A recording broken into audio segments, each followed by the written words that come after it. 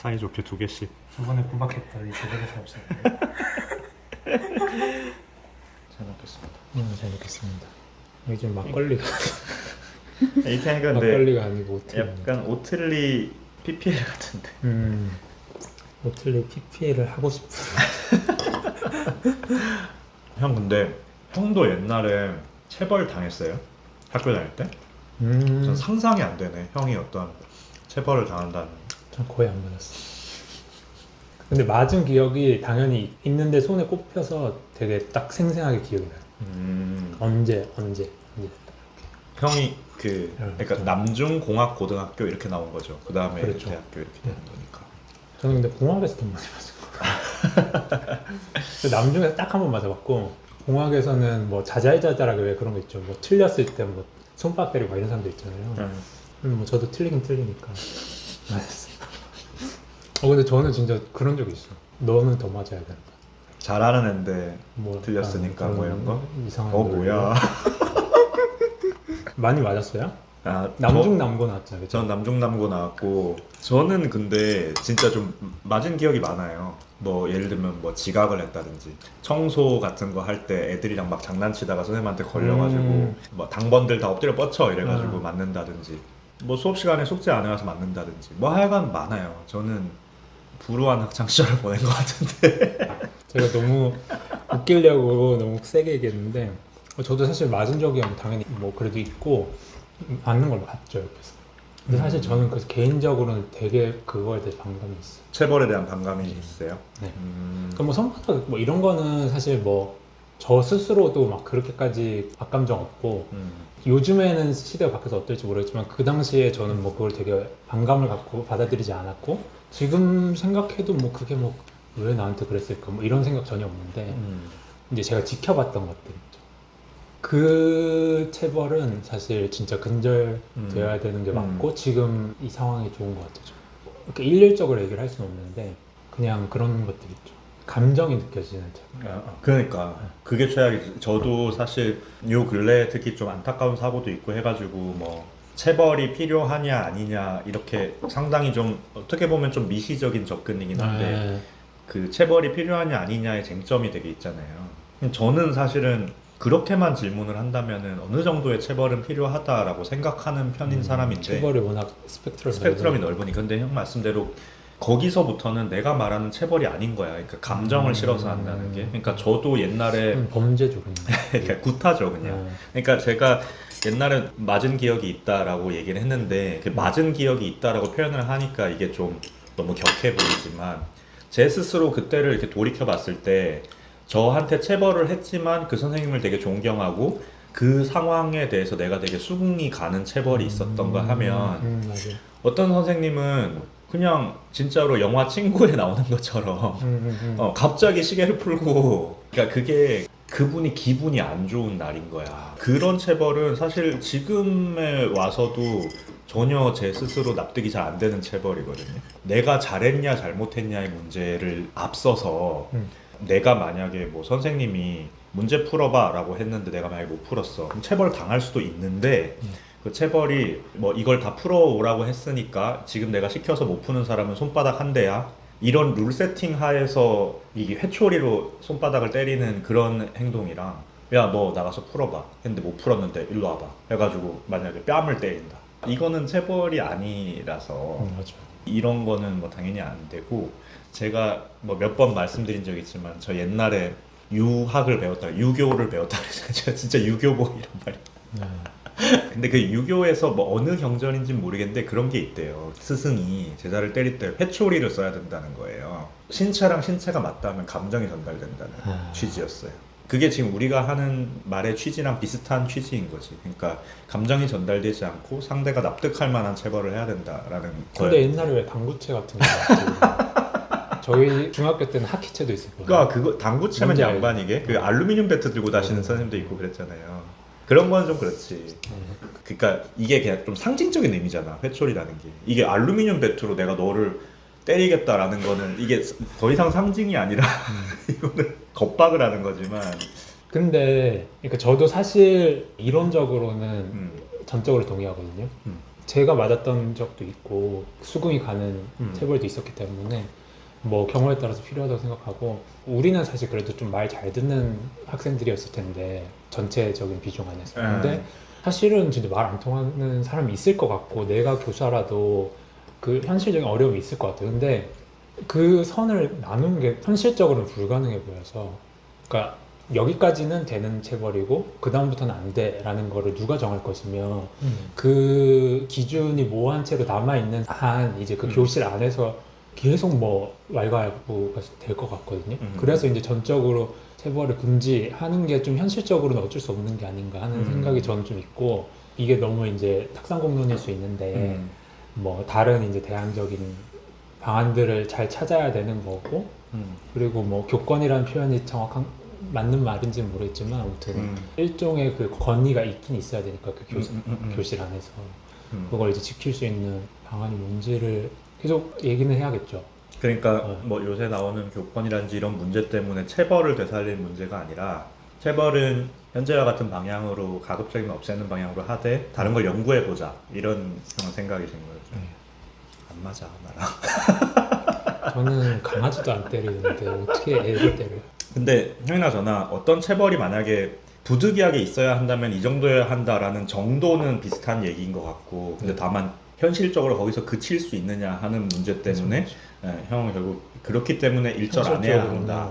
그러니까 룰을 아예 안 하는 걸로 룰을 정해야 한다라는 얘기신데 저는 사실 근데 초등학생, 중학생들을 이 컨트롤할 수 있는 방법이 있을까 하는 거에 대한 좀 그런 현실적인 우려도 맞아요. 있고 그다음에 아까 얘기했던 것처럼 내가 당했던 체벌들을 되돌이켜 봤을 때 분명히 내가 수긍이 가고 그러니까 나한테 굉장히 많은 체벌을 가했던 선생님이지만 그러니까 지금도 그분은 선생님이라고 내가 생각할 수 있는 분들도 있죠. 근데 한 번의 체벌을 했더라도 나는 그 사람은 절대 선생님으로 인정 못하는 사람이 있는가 하면 나한테 되게 여러 번 뭐 손바닥 내, 뭐 발바닥 내라고 해서 막 체벌을 했더라도 제가 선생님이라고 생각하는 사람들이 있단 말이에요. 학교든 학원이든. 그게 저는 그런 생각이 들어요. 그게 그 사람이 나한테 체벌을 했느냐가 기준이 아니라 그 사람이 나한테 체벌을 할 만한 사람이었는지와 그러니까 체벌을 할 만한 사람과 체벌을 할 만한 상황이었는지 그런 것들이 저한테 되게 중요했던 것 같거든요. 예를 들어서 선생님들 중에서 학교 선생님들이든 뭐 학원 선생님들이든 선생님들 중에서도 왜 막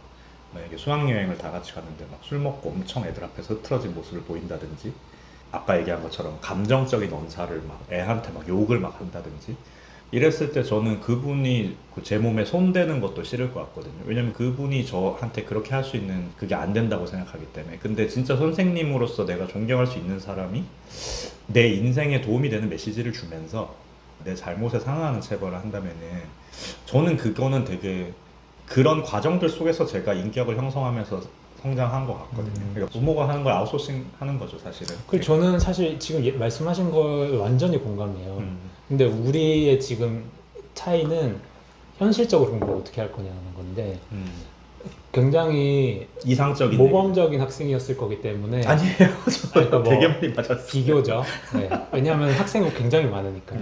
그러니까 우리가 생각하는 범위에서는 모범적인 축이었을 거기 때문에 그 학생의 내심의 의사는 이렇게 건전할 수 있죠.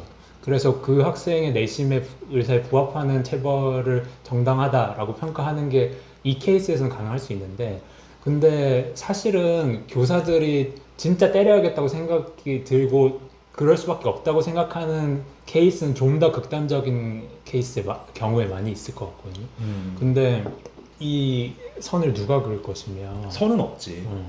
그러니까 저도 체벌이 필요하다고 네. 생각해요. 근데 이제 현실적으로는 그걸 집행하기가 불가능해 보인다. 그렇죠. 는 약간 어떻게 보면 좀 좌절감이 느껴지는 거죠. 어떻게 해야 되는 거지 이거를? 특히나 제 친구들 중에 왜 교사의 자녀인 친구들 있잖아요. 막 울분해통하면서 아 우리 어머니 아버지가 너무 고생하고 요새 그래서? 체벌도 안 되고 뭐 할 수 있는 게 아무것도 없고 하다못해 훈계도 못 하니까 요새는 힘들다 하는데 정말 그게 너무 느껴지고 저도 그게 좀 무력하게 느껴지더라고요. 저도 막 고민을 해보면 어떤 해결책이 있는 거지? 이런 생각 자꾸 들고 그러는 와중에 지금 이런 사고도 터지고 사실은 뭐 학생이 또 되게 억울한 입장도 있긴 있을 것이고 어떤 경우에 따라서는 다른 케이스에서 그러면 그런 지금 이 사태를 어떻게 할 것인가 하는 게 저도 되게 그냥 맞아. 사회 일원으로서 제가 당사자는 아니지만 맞아요. 네, 그냥 고민이 돼요. 그러니까 우리가 지금 이런 얘기를 한다는 자체도 어떻게 보면 되게 강 건너 불구경하는 느낌일 수 있는 게 우리는 또 아이가 없잖아. 그렇죠. 그러니까 어떤 당사자의 입장에서 바라보지를 못했으니까 네. 내가 학생 때 겪었던 거랑 좀 이상적인 얘기랑 이런 것들로 결국 얘기할 수밖에 없을 것 같은데 저는 근데 사실 좀 그런 게 있어요. 저는 아까 말했던 것처럼 체벌이라는 게 그런 다양한 스펙트럼에서 이렇게 이루어지는 거고 그게 받아들이는 사람마다 되게 다른 문제이기도 해서 그게 체벌, all or nothing 이런 문제의 접근이 저는 그게 그렇게 현실적인 접근인가? 저는 오히려 반대로 그래서 그거는 저는 만약에 체벌이 존재해야 한다면은 교사의 재량에 맡길 수밖에 없는 문제가 되겠지만 그건 단순히 체벌만의 문제가 아니라 어른들이 보여줘야 할 모습을 저는 제대로 못 보여주고 있는 게 더 큰 근본적인 원인이라고 좀 생각을 하거든요. 뭐 교사든 교사가 부모든. 됐든 부모가 됐든 그게 예를 들어서 아까 얘기한 것처럼 사람이 다 아무리 뭐 내가 교사고 뭐 아니면 내가 뭐 변호사고 뭐든 간에 보여지는 모습과 내 실제의 모습이 좀 다를 수도 있지만 저는 어쨌거나 아이들한테 보여지는 어른의 모습이라는 거는 어느 정도의 뭐 그걸 가식이나 위선이라고 할 지연정 그런 모습을 저는 보여줘야 된다고 생각하거든요. 아이한테 되게 내가 어른의 말을 가치롭게 여길 수 있는 여건이 형성이 돼야 된다고 생각하는데 그런 과정에서 저는 이제 인생에서 제일 중요하다고 생각하는 가치관 두 개 중에 하나가 얘기가 너무 딥해지는데 이제 막걸리로 바꿔주세요. 가장 중요하다고 생각하는 가치관 두 개 중에 하나가 남의 도움을 받을 수도 있지만 내 힘으로 뭔가를 이뤄야 한다라는 것과 내가 잘못한 부분에 대해서 내가 응당의 책임을 져야 한다라는 두 가지가 결국 살아가는 데 있어서 A부터 Z인 것 같거든요. 근데 그런 메시지를 어른이 보여줘야 된다고 생각하는데 교사가 뭐 아이들한테 그런 모습을 못 보여준다든가 예를 들면 제가 요새 그런 말 많이 들었거든요. 학교에서 소위 이제 좀 여유가 있는 집들이 많은 학군에서 한동안 학교 폭력이 되게 문제였잖아. 아, 그렇죠, 그렇죠. 근데 가해 학생이 한 명을 엄청 때리고 따돌리고 막 이렇게 했단 말이에요. 마치 그 더글로리처럼. 근데 아무리 학교에다 얘기를 해도 학교에서 이 가해 학생 조치를 안 한대. 그게 정말 드라마 속의 얘기가 아니라 조치를 안 하는 케이스가 있고 그래서 피해 학생이 부득이 전학을 간다든지 왜냐하면 그게 학교 차원에서 말 나온다는 거예요. 뭐 말이 나온다 내지는 뭐 사실관계를 알 수 없다 뭐 등등 아니면 뭐 그 부모의 좀 눈치를 봤을 수도 있고 네. 그런 상황이 되면은 설령 가해 학생이라 한데 이거 뭘 배우겠냐는 거지. 그 어른들의 모습 속에서 아니면은 그냥 부모가 내 애가 능력이 안 되는데 어떻게든 뭐 좋은 학교나 좋은 직장에 백을 써서 꽂아려고 한다든가 그러니까 그런 모습들이 사실은 그냥 아이들이 보기에는 그냥 정당한 룰과 권위가 별로 지켜지지 않아도 되는 세상처럼 느껴질 수밖에 없잖아요. 그 안에서 그 회초리를 드냐 안 드냐는 저는 사실 엄청 좀 미시적인 문제인 것 같고 만약에 그게 잘 지켜지고 있는 상황에서 회초리를 든다면 맞는 사람도 수긍을 할 거고 맞고 집에 가서 엄마 선생님이 나 오늘 때렸어 이렇게 얘기하면 부모가 너가 잘못했으니까 맞아야겠네 딱 이런 메시지가 전달이 되고 이런 좀 선순환 구조가 돼야 될 것 같은데 그게 무너져 있는 거지. 이게 엄청 왜곡돼 있고 뭐 요즘은 또 그런 얘기도 많더라고. 뭐 예를 들면 뭐 강남에 사는 아이들끼리 너 집 몇 평이냐 자가냐 월세냐 이거 다 알고 있고 그거에 따라서 패거리 지어서 놀고 걔네가 뭐 자연 발생적으로 그러지 않고 그 부모로부터 또 받은 메시지가 또 있을 수도 있잖아요. 우리 때도 그런 애들 있었는데. 그러니까 그게 더 강화된 거죠. 부모들이 맨날 하는 모이면 얘기를 하는 듣고 얘기가 그렇죠. 그 동네는 어쩌고 뭐 이런 얘기만 들으니까 애들이 결국은 뭐 그런 메시지들이 차곡차곡 쌓여서 형성된 거지.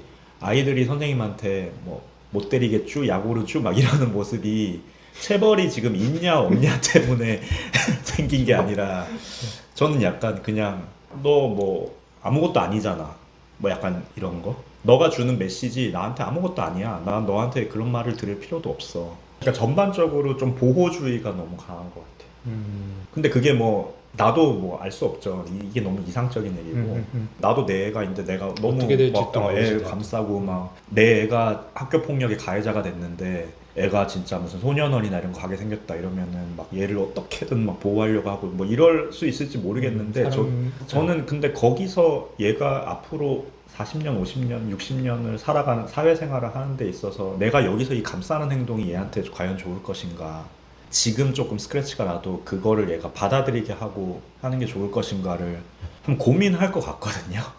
저는 사실 그렇게 엇나간 케이스 중에는 바로 잡겠다고 서투르게 애를 계도하다가 부모들이 그렇게 된 경우도 많을 것 같긴 하거든요.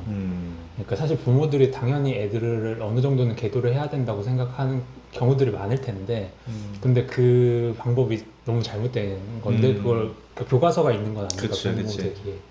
그러니까 모든 가정이 사실은 하나의 개별적인 정부 같은 느낌이잖아요. 근데 맞아요. 그 정부를 누가 이제 통치할 거냐를 너무 자율에 맡기고 있으니까. 근데 그걸 뭐 우리가 구조적으로 뭔가 이렇게 개입하기는 어렵지만 말씀하신 것처럼 조금 이제 사회적인 교양을 쌓고 반성적 사고를 할 수 있는 그런 이제 성숙한 토양이 만들어져야 된다.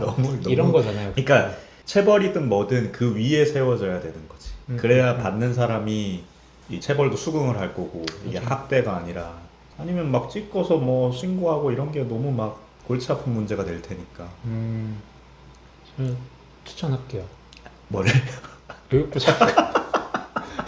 교육감으로 교육감으로 한번